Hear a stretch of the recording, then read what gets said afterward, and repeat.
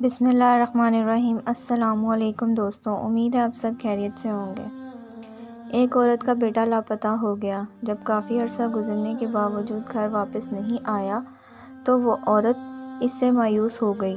وہ عورت ایک دن کھانا کھانے بیٹھ گئی اور جیسے ہی اس نے نوالا اپنے منہ کے قریب کیا تو دروازے پر ایک فقیر نے کھانا مانگنے کے لیے آواز لگائی۔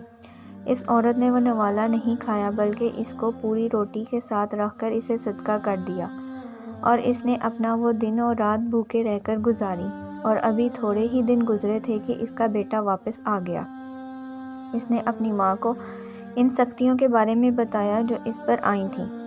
چنانچہ اس نے کہا، سب سے بڑی مشکل جو مجھ کو پیش آئی وہ یہ تھی کہ میں کچھ دن پہلے فلاں جگہ پر ایک گھنے درخت کے نیچے سے گزر رہا تھا کہ اچانک ہی ایک شیر میرے سامنے آ نکلا۔ شیر نے اس گدھے کے پیٹھ پر جس پر میں سوار تھا اوپر کی جانب سے مجھ پر حملہ کر دیا۔ گدھا بہت تیزی کے ساتھ بھاگا لیکن پھر بھی اس کے پنجے میرے لباس اور جبے تک پہنچ گئے۔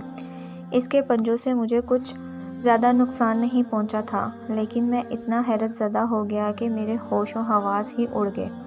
اس نے مجھے اٹھا کر وہاں موجود جھاڑیوں میں پھینک دیا اور مجھ پر بیٹھ گیا تاکہ مجھے چیر پھاڑ دے۔ تو میں نے ایک آدمی کو دیکھا جو کہ بہت با اخلاق اور سفید پوش تھا۔ اس نے آ کر بغیر کسی اسلحے کے شیر پر قابو پا لیا اور اس کو اٹھا کر زمین پر گرا دیا۔ اس سفید پوش نے شیر سے کہا، اے کتے، کھڑے ہو جا اور نوالے کے بدلہ نوالا ہے۔ تو شیر کھڑا ہو کر بھاگ گیا۔ میں نے اس آدمی کو بہت تلاش کیا مگر وہ مجھے نہ ملا، اور میں اپنی جگہ پر اس وقت تک بیٹھا رہا جب تک کہ میرے ہوش و حواس پورے طور پر بحال نہ ہو گئے۔ پھر میں نے اپنے جسم کو دیکھا تو اس پر بھی کوئی زخم نہیں پایا۔